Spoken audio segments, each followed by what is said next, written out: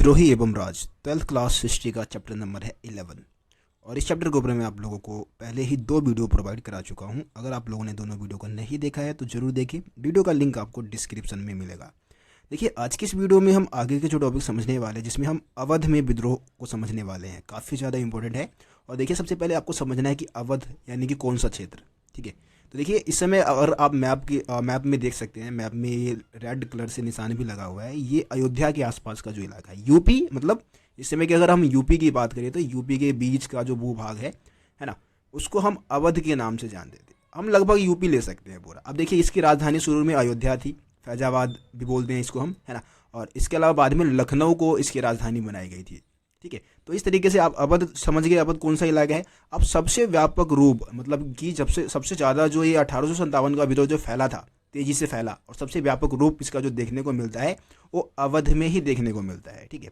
अब देखिए, अवध के बारे में देखिए, यहाँ पे क्या होता है कि अवध के जो किसान है, अवध के जो ताल्लुकदार थे, यानी कि जमींदार हो गए, है ना, सिपाही हो गए, नवाब हो गए, सब इस विद्रोह में शामिल हुए थे। तो आज की इस वीडियो में हम यही पूरी कहानी समझने वाले हैं कि नवाब या जो राजकुमार थे वो इस विद्रोह में क्यों शामिल हुए, ताल्लुकदार इस विद्रोह में क्यों शामिल हुई, किसान इस विद्रोह में क्यों शामिल हुई, और इसके अलावा जो सिपाही थे, क्योंकि ये एक सैन्य विद्रोह था, है ना, तो सिपाही इस विद्रोह में क्यों शामिल हुए, वो सब अवध के ही थे और अवध की ही पूरी कहानी हम समझने वाले हैं। सबसे पहले हम 3 डेट को समझते हैं। देखिए, अवध के बारे में सबसे पहले डेट आपको 1801 का डेट याद रखना है। 1801 में क्या हुआ, यहाँ पे सहायक संधि थोपी गई थी। अभी मैं आपको सहायक संधि के बारे में अलग से बताने वाला हूँ, ठीक है। सबसे पहले 1801 में सहायक संधि थोपी गई।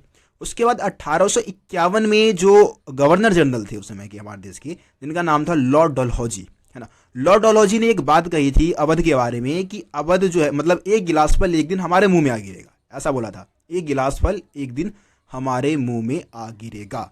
इसका मतलब क्या था, गिलास फल यानी कि चेरी, है ना, गिलास फल यानी कि चेरी आप समझते होंगे, चेरी एक फल है, उसके रूप में वर्णित करते हैं, क्योंकि चेरी जो है काफ़ी कीमती फल माना जाता है, काफ़ी महंगा बिकता है वो।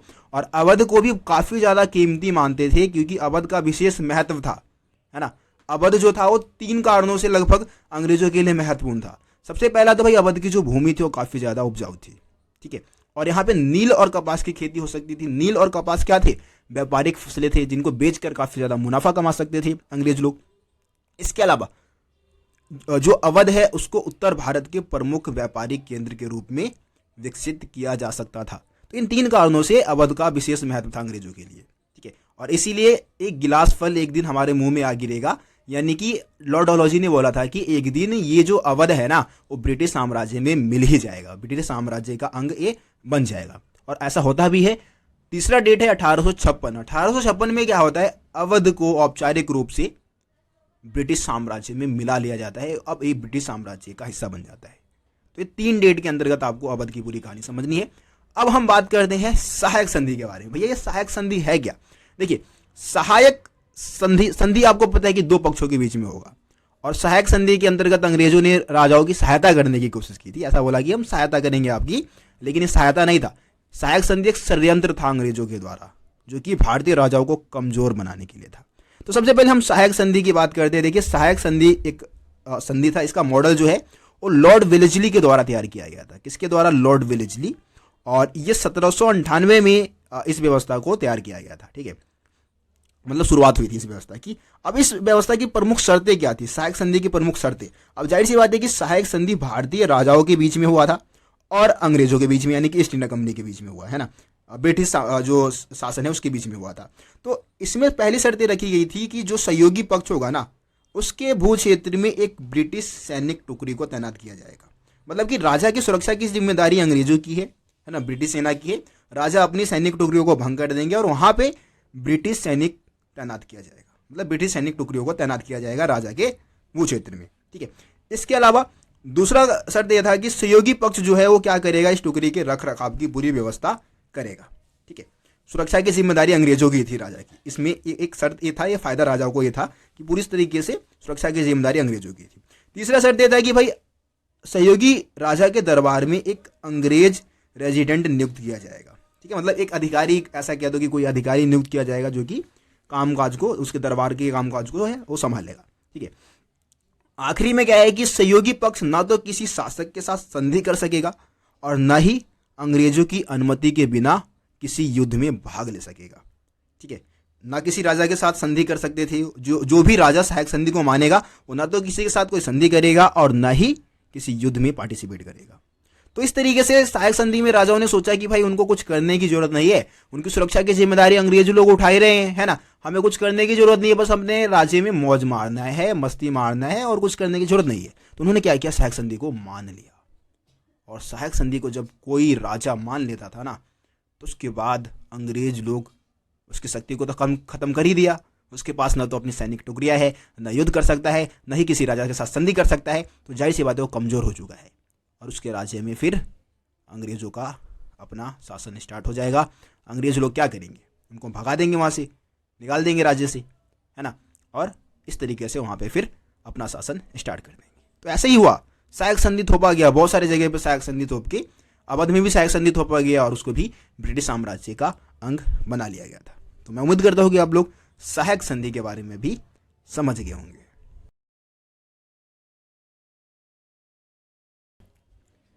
दोस्तों अब हम बात करेंगे नवाब वाजिद अली शाह के बारे में। देखिए ये आपकी एनसीईआरटी बुक में टॉपिक दे रखा है, देह से जान जा चुकी थी, ऐसे ही करके टॉपिक दे रखा है, उसमें बता रखा है।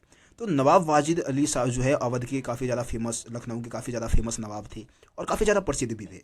लेकिन अंग्रेजों ने क्या किया था, इनके ऊपर कुप्रशासन का आरोप लगा दिया था। ये हम बात कर रहे हैं, पूरी जो कहानी है वो 1856 के आसपास की है, ठीक है ना, मतलब विद्रोह शुरू होने से 1 साल पहले की है।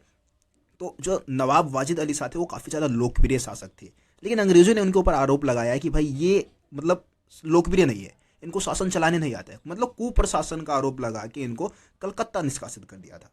लेकिन वास्तव में ये काफ़ी ज़्यादा लोकप्रिय थे। ऐसा कहा जाता है कि जब अपने प्यारे लखनऊ को छोड़ के जा रहे थे ना, तो लोग रोते रोते उनके पीछे कानपुर तक आए थे, कानपुर रेलवे स्टेशन तक उनके पीछे हुए रोते हुए आए थे। एक मतलब कवि ने शायद ऐसे लिखा कि देह से जान जा चुकी थी, शहर की काया बेजान थी, कोई गली कोई चौराहा ऐसा नहीं था जहाँ से जाने आलम से बिछड़ने की जुदाई देखी नहीं जा सकती थी। मतलब कुत्ते बिल्ली जानवर सभी रो रहे, सबके आंखों में मतलब एक तरीके से जाने आलम से बिछड़ने की जो जुदाई थी वो देखी जा सकती थी। तो इस तरीके से आप समझ सकते हैं कि काफ़ी ज़्यादा लोकप्रिय शासक थे नवाब वाजिद अली शाह। अब देखिए जाहिर सी बात है कि कहीं से अगर किसी नवाब को, किसी राजा को उस साम्राज्य से अगर निष्कासित कर दिया जाता है, निकाल दिया जाता है, तो वहाँ के लोगों की जो ज़िंदगी है वो बद से बदतर हो जाती है। किसान के ऊपर ज़्यादा टैक्स बढ़ा दिया जाता है, शिल्पकारों को उनके उत्पादन को बेहतर करने के लिए कोई मौका नहीं मिलता है, जो दरबारी होते हैं उनकी नौकरी भी छिन जाती है। तो इस तरीके से मुश्किलों का सामना करना पड़ता है सभी लोगों को। तो ये तो हो गया नवाबों की बात कि भाई नवाब जो थे और उनके जो राजकुमार थे वो विद्रोह में इन्हीं सब कारणों से शामिल हुए थे। जैसे कि हम ब्रिजेश कद्र की बात करते हैं जो कि वाजिद अली शाह के पुत्र थे और वो अपने उनके जो पिताश्री को इस तरीके से सत्ता से हटाया गया था उसका बदला लेने के लिए ही कहीं ना कहीं विद्रोह में शामिल हुए, है ना।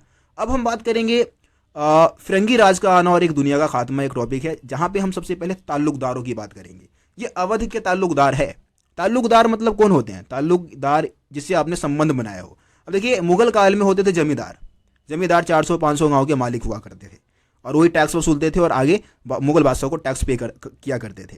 जब अंग्रेज भारत में आए तो उन्होंने भी क्या किया, जमींदारों से ताल्लुक स्थापित किया, है ना, उनसे संबंध बनाए और उन्हीं को, जमींदारों को ही कहीं ना कहीं ताल्लुकदार का नाम दे दिया गया। और ये भी क्या करते थे, अंग्रेजों को टैक्स वगैरह एकत्रित करके देने का काम किया करते थे, है ना। लेकिन अंग्रेजों के आने से पहले ताल्लुकदार काफ़ी ज़्यादा पावरफुल थे।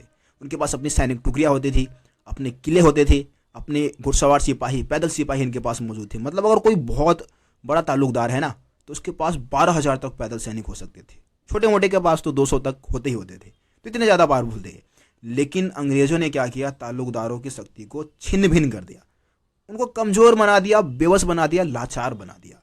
कैसे किया, कैसे कमज़ोर बनाया, तो उनके किले ध्वस्त कर दिए गए, उनके सैनिक टुकड़ियों को भंग कर दिया, है ना, उनकी स्वतंत्रता उनसे छीन ली, ठीक है। इसके अलावा 1856 में एक मुश्त बंदोबस्त लागू किया। एक मुश्त बंदोबस्त लागू करने का एक मतलब मेन उद्देश्य अंग्रेजों का था ताल्लुकदारों को उनकी ज़मीन से बेदखल करना। एक मुश्त बंदोबस्त के अंतर्गत अंग्रेजों ने बोला कि हम क्या करेंगे, ताल्लुकदारों से ज़मीनें छीन लेंगे, क्योंकि ताल्लुकदारों के पास जो ज़मीनें हैं ना वो उनकी ज़मीन नहीं है, वो किसानों की ज़मीन है। किसानों की ज़मीन को ताल्लुकदारों ने गलत तरीके से हड़प लिया है। अंग्रेजों ने बोला एक मुश्त बंदोबस्त लागू कर रहे हैं, सारी ज़मीनें हम ताल्लुकदारों से छीन लेंगे और फिर से हम किसानों को दे देंगे। लेकिन ज़मीन तो भाई ताल्लुकदारों से छीन लिया गया, लेकिन वो ज़मीन किसानों को नहीं दिया गया। वो अंग्रेजों ने अपने पास ही रखा और उस पर किसानों से खेती करवाना शुरू किया और टैक्स की जो रकम थी उसको और बढ़ा दिया, मतलब डबल कर दिया। ठीक है, तो यहाँ पे ताल्लुकदार भी अपने शक्ति खत्म हो चुकी है, किसानों का और ज़्यादा शोषण होना शुरू हो गया है। तो एक सामाजिक व्यवस्था जो बनी हुई थी समाज में, ताल्लुकदार और किसानों के बीच में एक सामाजिक व्यवस्था मुगल काल में बनी हुई थी अंग्रेजों के आने से पहले, वो भंग हो गया। सामाजिक व्यवस्था कैसे भंग हो गया? क्योंकि यार देखो, अंग्रेजों के आने से पहले मुगल काल में जो थे वो ताल्लुकदार ही किसानों से टैक्स वसूलते थे, उनका शोषण भी किया करते थे। लेकिन बहुत सारे ताल्लुकदार दयालु भी थे, जरूरत पड़ने पे किसानों की हेल्प कर दिया करते थे। मान लो कि फसल अच्छी नहीं हुई है ना, उस समय कर में थोड़ा छूट दे दिया। शादी है घर में, किसान गरीब किसान के घर में शादी है, उसके बच्चे की शादी है तो उस समय हेल्प कर दिया। अंतिम संस्कार करवाना है उस समय भी हेल्प कर दिया, या कोई भी मुसीबत है तो उस समय थोड़ा बहुत हेल्प ताल्लुकदारों से मिल जाया करता था। लेकिन अब ताल्लुकदारों के पास कोई पावर नहीं है, सारे पावर किसके पास है? अंग्रेजों के पास। अंग्रेज जबरन टैक्स वसूलेंगे। अब कोई उम्मीद नहीं है किसानों को कि भाई हमारी स्थिति खराब हो चुकी है तो हमें आगे किसी से हेल्प मिलेगा, कोई उम्मीद थी ही नहीं। सारी उम्मीदें किसान हार चुके थे और इस तरीके से किसानों की ज़िंदगी भी क्या हो गई? बस से बदतर हो गई। ताल्लुकदार भी ख़त्म, किसानों की स्थिति भी ख़त्म। अब देखो, अब हम सैनिकों की बात करेंगे। ये अवध के ही सैनिक है, ये सिपाही भी अवध के है। देखिए, सिपाही इस विद्रोह में क्यों शामिल हुए, तो हम यहाँ पे ना 2 डेट की बात करेंगे। एक तो 1820 के दशक की हम बात करते हैं। तो 1820 के, आपको पता है कि ब्रिटिश सैनिक जो है, ब्रिटिश जो सेना है उसमें 2 मूल के सिपाही थे, एक तो भारतीय मूल के सिपाही और दूसरे ब्रिटिश मूल के सिपाही। तो 1820 तक भारतीय मूल के जो सिपाही थे और ब्रिटिश मूल के जो सिपाही थे उनके बीच में संबंध बहुत अच्छे थे। लेकिन 1840 आते आते तक ये संबंध बदलने शुरू हो गए। अब 1820 तक संबंध अच्छे कैसे थे, तो इसमें हम बताएंगे कि भाई 1820 तक संबंध अच्छे इसलिए थे क्योंकि बहुत सारे जो ब्रिटिश सैनिक थे वो हिंदी में बातचीत करते थे, भारतीय संस्कृति को समझना चाहते थे, त्यौहार वगैरह एक साथ सेलिब्रेट करते थे, मल्ल युद्ध करते थे, युद्ध की तैयारी करते थे, कुश्ती करते थे। ठीक है, तो इस तरीके से संबंध बहुत अच्छे थे, भाईचारा वाले संबंध हम कह सकते हैं, ऐसा संबंध था, है ना, दोस्ताना पूर्वक संबंध। लेकिन 1840 आते आते तक संबंध खराब होने लग गए। क्यों हुए खराब भाई? श्रेष्ठता की भावना उत्पन्न होने लग गई। ब्रिटिश मूल के जो सिपाही थे अपने आप को अच्छे नस्ल के सिपाही मानने लग गए, भारतीय सिपाहियों को कुछ समझते ही नहीं थे। गाली गलौज तो आम बात थी भाई, छोटी मोटी गलतियों पे ही पिटाई कर देते थे, है ना, गाली गलौज किया करते थे। वेतन बहुत कम मिलता था भारतीय सिपाहियों को, ब्रिटिश मूल के जो सिपाही थे उनको वेतन ज़्यादा मिलता था। प्रमोशन, ब्रिटिश मूल के जो सिपाही उनका प्रमोशन जल्दी हो जाता था, भारतीय मूल के सिपाहियों का प्रमोशन भी जल्दी नहीं हो पाता था। तो इस कारण भी नाखुश थे भारतीय मूल के सिपाही। और कारतूस वाली जो घटना थी उसने तो भाई वो आग में जो घी डालने वाला जो काम है ना वो किया, और फिर सैनिक भी इस विद्रोह में कूद पड़े। तो ये सारे किसान, ताल्लुकदार, सैनिक, नवाब सब इस विद्रोह में क्यों शामिल हुए? क्योंकि कहीं ना कहीं वो अंग्रेजों की नीतियों से नाखुश थे, है ना। तो इस तरीके से अवध में जो ये विद्रोह था वो काफ़ी व्यापक रूप में देखने को मिलता है, काफ़ी व्यापक रूप में फैलता है। तो ये अवध का टॉपिक था। मैं उम्मीद करता हूँ आप लोगों को अवध का जो पूरा टॉपिक है वो समझ में आ गया होगा। अब हो सकता है कि एक पार्ट और बनाना पड़े मेरे को इस चैप्टर के ऊपर। एक पार्ट में मैं कोशिश करूँगा कि पूरा जो चैप्टर है वो कंप्लीट करवा दूँ। ठीक है, तो यार देखिए, वीडियो को शेयर करें आप लोग। हर वीडियो में अनुरोध करता हूँ, बहुत सारे स्टूडेंट करते भी है, बहुत सारे बस देख के निकल लेते हैं। यार ऐसा मत करो, ठीक है। मेरे को भी थोड़ा मोटिवेशन चाहिए होता है वीडियो बनाने के लिए, और आप लोगों का सिलेबस भी मैं अब तेज़ी से कंप्लीट करवाने वाला हूँ। तो ज़्यादा से ज़्यादा अपने दोस्तों को वीडियो को शेयर करें ताकि आपके दोस्त भी मेरे चैनल तक पहुँच सके और इस चैनल को ग्रो करने में हेल्प कर सके। ठीक है, तो मिलते हैं फिर आप लोगों से अगले वीडियो में। तब तक के लिए जय हिंद, जय भारत, अपना ख्याल रखिए।